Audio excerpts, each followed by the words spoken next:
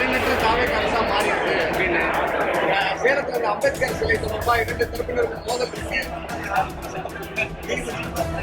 இல்ல அது சொல்றது நாம் தமிழர் கட்சி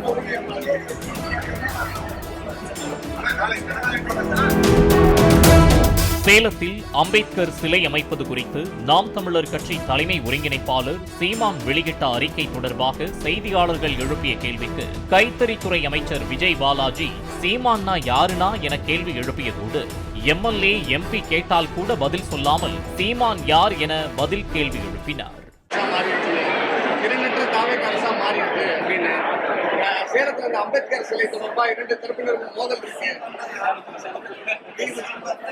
இல்ல அது சொல்றது நாம் தமிழர் கட்சி